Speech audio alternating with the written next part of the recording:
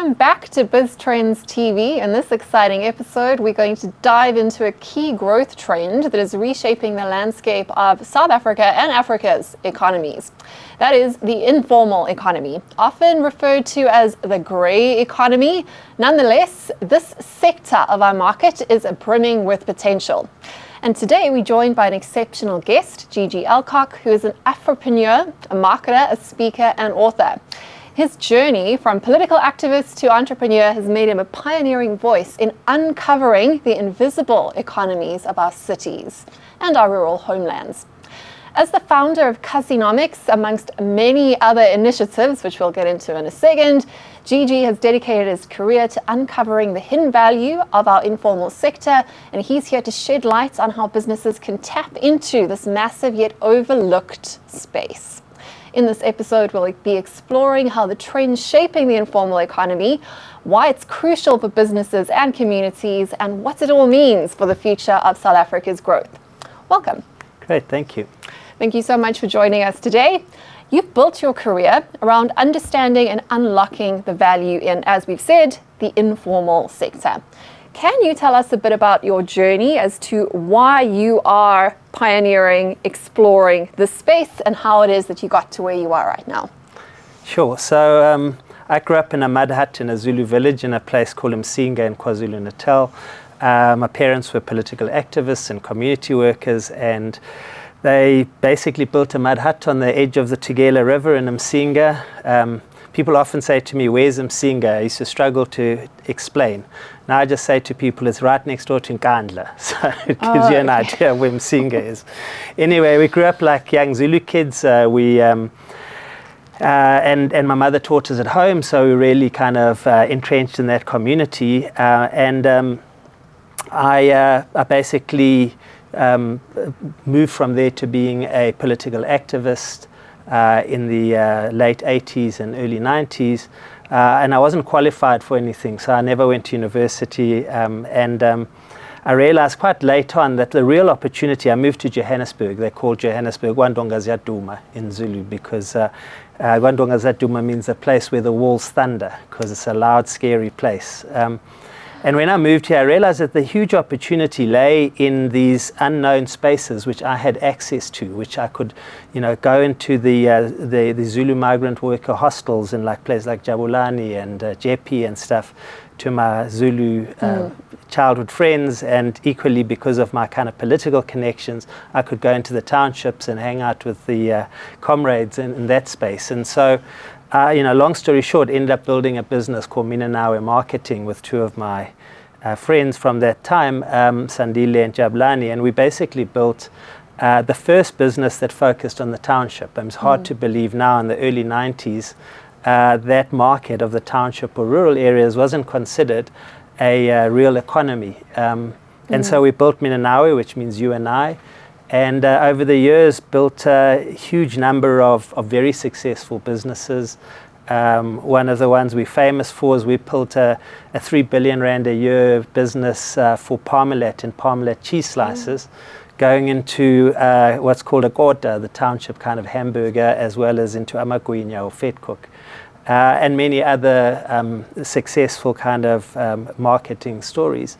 We did a Soweto beach party where we put 400 tons of beach sand down on the edge of a dam in Soweto and ran and launched Captain Morgan Spice Gold and other crazy kind of things.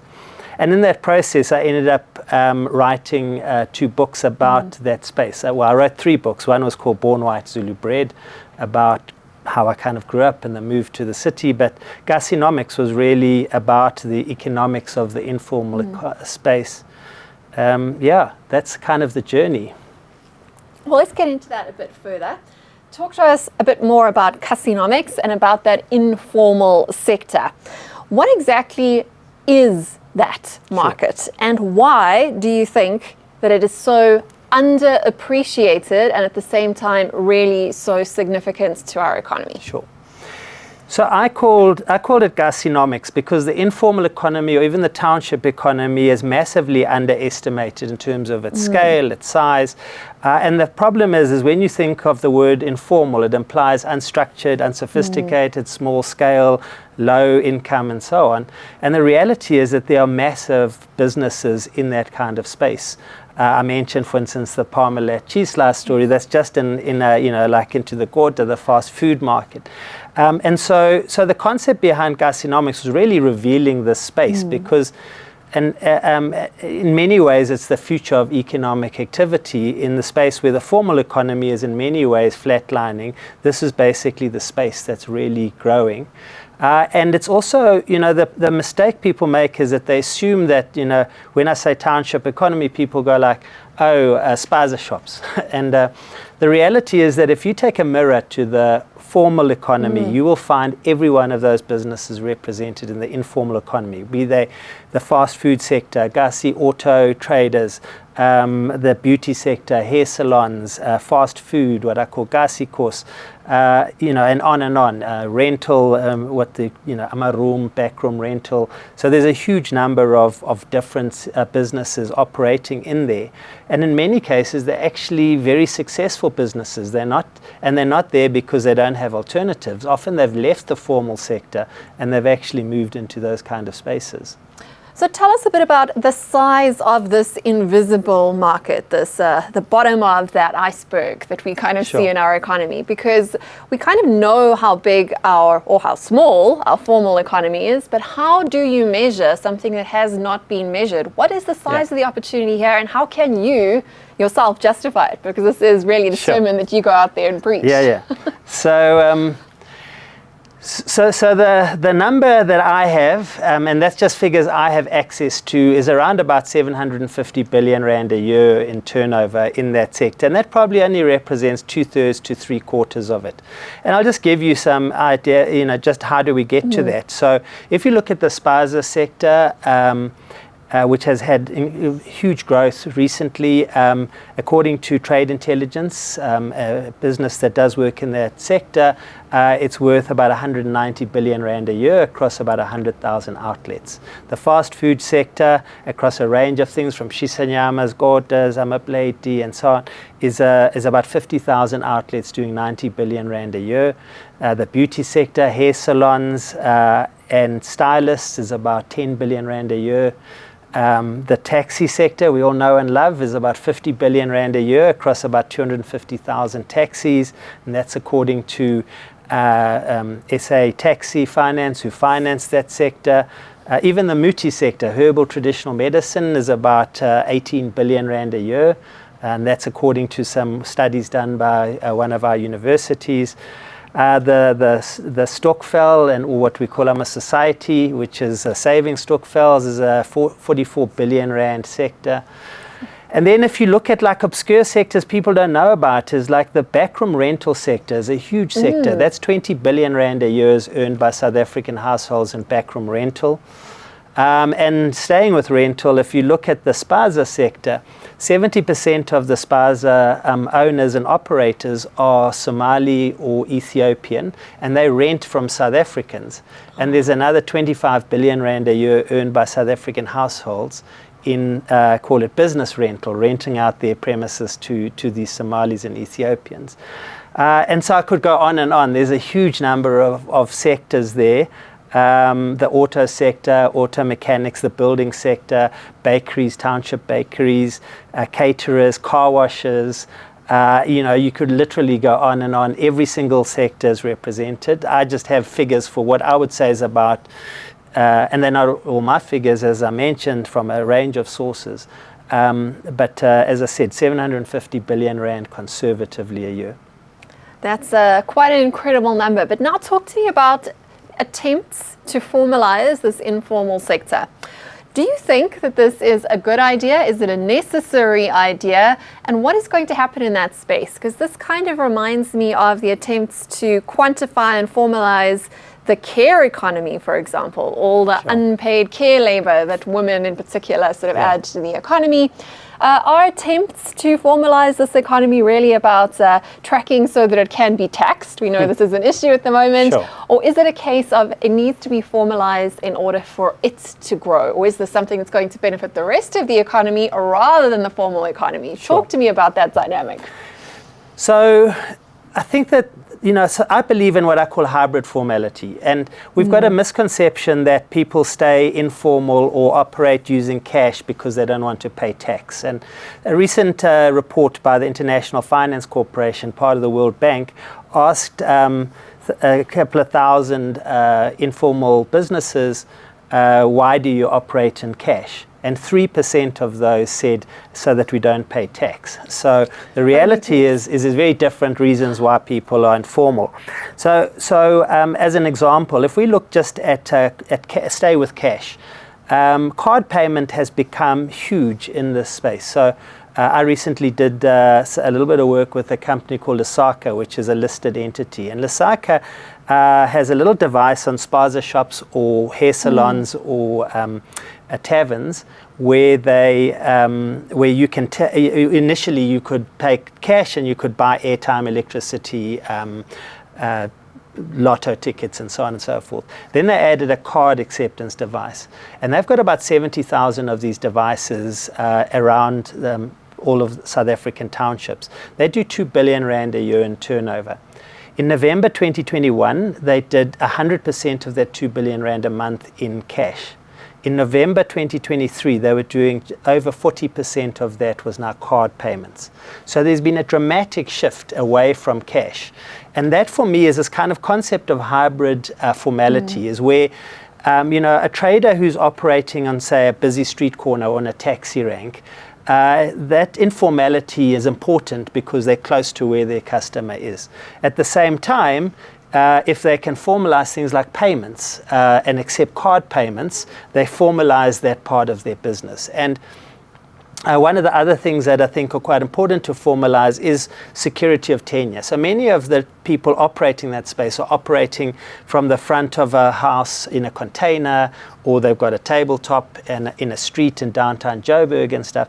And one of the reasons they don't invest into those spaces is because tomorrow the Metro Police would come and chase them off the streets.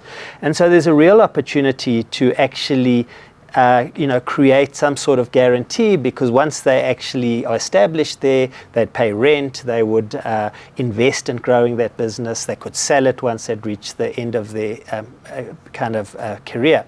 So this kind of concept of hybrid formality, in fact, if you look at hot dog stands in New York in Times Square, that's a perfect example of hybrid formality, because the hot dog stand is on the pavement in the street in New York. It's a feature of the city, yet they have to abide by various rules. They pay a rent for it, and so on and so forth. And so, the future is really about how do we formalize the components of that informal sector, which will help enhance them, and how do we leave the things that are informal, like operating, for argument's sake, in a taxi rank or a street, that allow them to be able to be successful.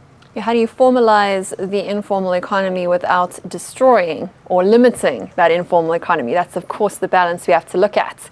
But now let's move on to the importance of connecting with the informal sector across the formal sector.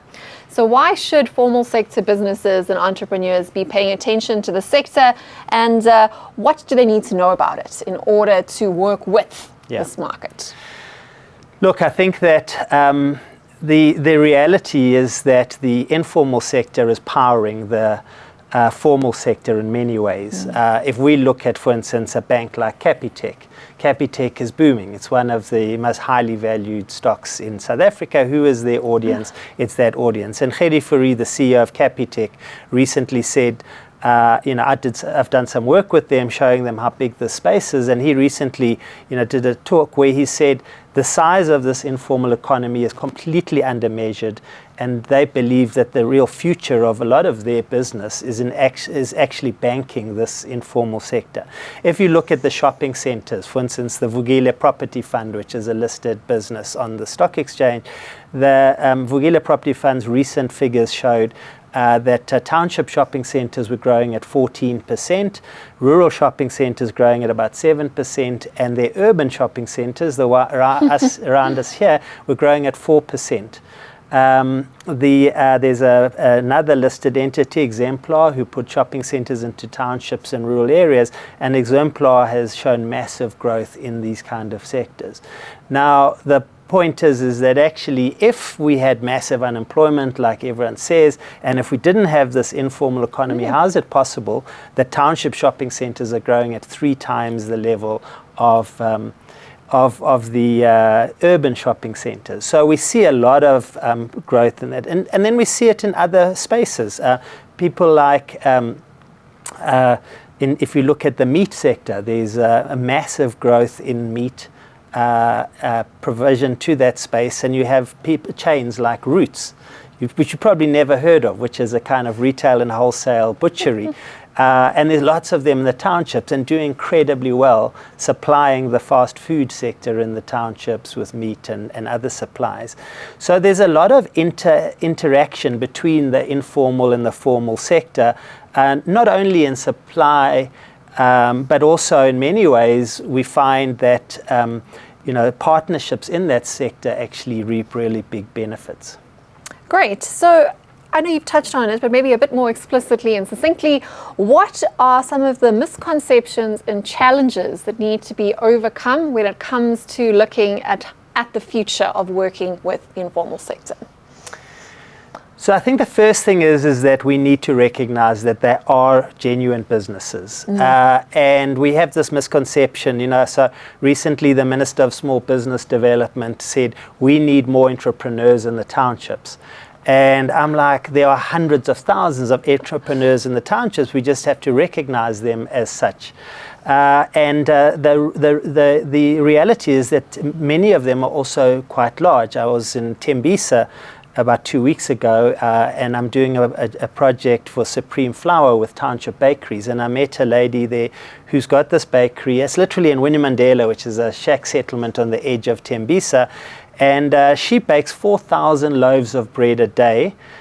She has 7 bakkies delivering those 4,000 loaves to spaza shops and Kota outlets. She employs 15 staff, and she purchases 12 pallets, which is about it's huge volumes of flour that she buys from Supreme. And we kind of, when people think about that sector, they don't think of a lady like Bulani who's doing so well. And that's really a lot of business there. So for me, the starting point is if we recognize them as businesses, first of all, the formal sector, people like banks and financial services, will build products and services to that kind of space. Municipalities will cater for them in terms of enabling them to operate in those spaces. And I think that there's a real need to say, recognize them, understand the nature of those, and how do we invest in growing them? Because as we grow them, we're able to grow our economy. Okay, so what advice would you give to entrepreneurs, businesses, and brands who would like to take the first steps to connecting meaningfully with entrepreneurs in the informal sector? So I think the most important part is understand there's a depth and a breadth of the sector. So what I mean by depth and breadth, I mentioned earlier, you go from the auto sector all the way through to the rental sector, and each one of the whatever sector is represented.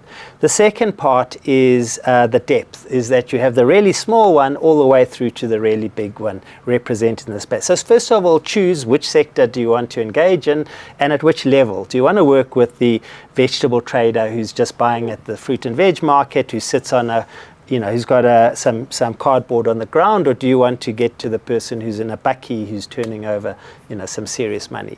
The second part about it is understanding what are their pain points or what are their issues that they struggle with in doing. So I mean, this is true for all business. Understand that business sector that you want to focus on, understand what are their hassles, what are their problems, what's restricting their growth, do they need supply of a product, do they need a bank account, do they need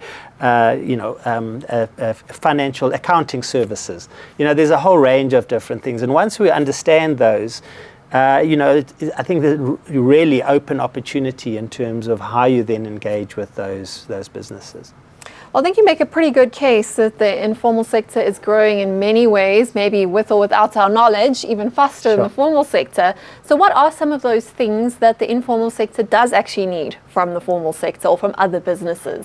Do they need technology? Is there a lack of capital, or do they have that under control? What are some of the things that could be complementary with those sectors getting together? So I'll give you an example. I was involved with a business called Yebo Fresh, and Yebo Fresh is basically an online wholesaler, call it, who supplies bulk stock to spaza shops and fast food outlets, as well as hair salons.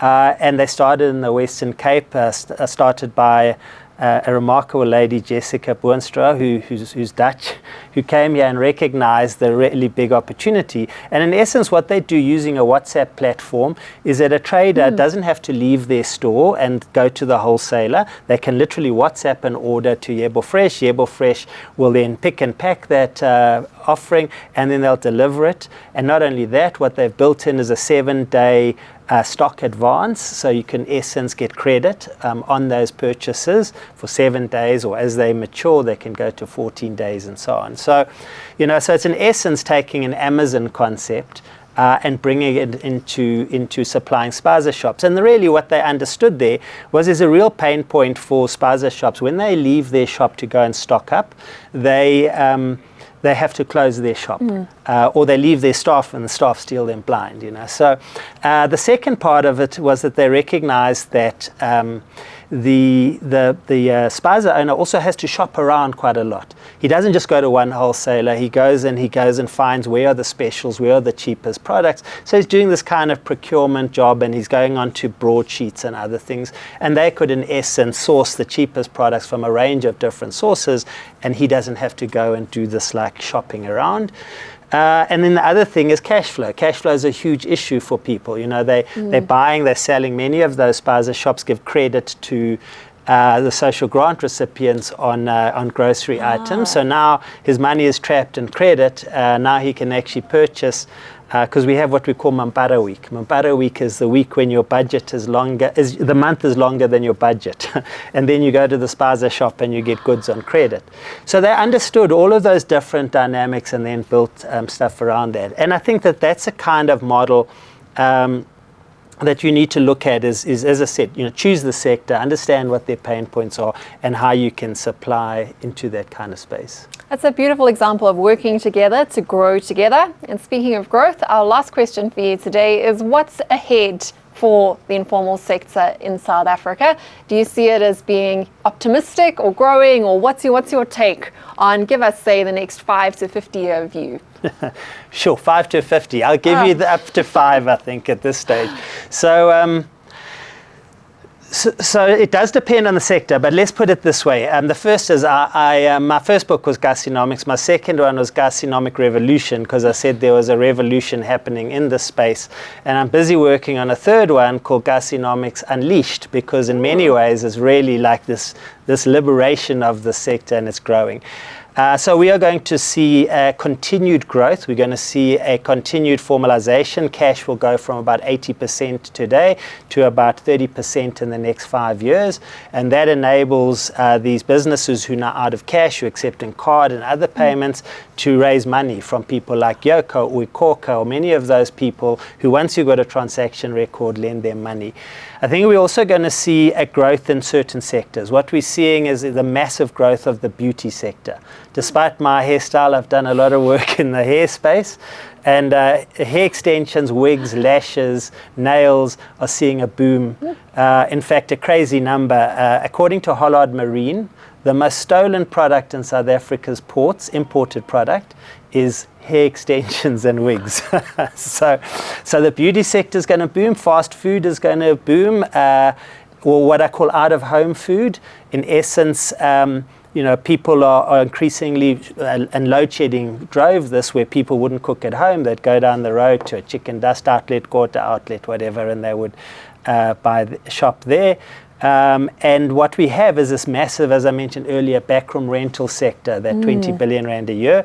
That sector is driving people. You don't want to cook inside your little one room, and generally you don't have a stove, you've got a microwave, so you walk down the road, you buy your food, you go home, you warm it up, or you go and chill out there. So we're going to see a growth in that. And alongside that, a big growth in the rental sector and residential rental, and particularly in micro units. We see in places like Gauteng and places like the Western Cape, around Durban and so on, huge shortages of micro rental for 1 or 2 person households. And then the other sector I believe is going to grow is going to be the retail sector, is in things like the shopping center space. We still haven't kind of really over-penetrated that space, particularly in rural areas. And so, the kind of shopping centers who are moving into those spaces, they're seeing massive growth, and that will continue to grow. And that's probably, and financial services, I think, is a whole new area that is going to grow in that. Oh, and online. E-commerce, Yebo Fresh and those kind of things, and obviously, people like Take a Lot of stuff penetrating further and further into that kind of space. So there it is. There it is. That's a lot going on, a lot of opportunities to tap into, and that is a wrap for today's episode. A huge thank you to you, Gigi, for your invaluable insights into the informal economy and the untapped potential it holds for South Africa's future. From the vibrant Kasis to the rural homelands, it's clear there's so much more to the informal sector than meets the eye. We hope you enjoyed this episode. The what, who, when, and where of how Africa's global to local trends found in today's conversation, all insightful, so please make sure that you subscribe and follow us on RAPT BizTrendsTV. You can find us on Bizcommunity's official website, as well as on BizTrendsTV digital channels, the Real Network's YouTube channel, and of course, anywhere that you find your podcasts, be that Spotify or Apple. On behalf of myself, Bronwyn Williams, and of course, Biz Community and Rapt Creative, thank you for watching and see you next time.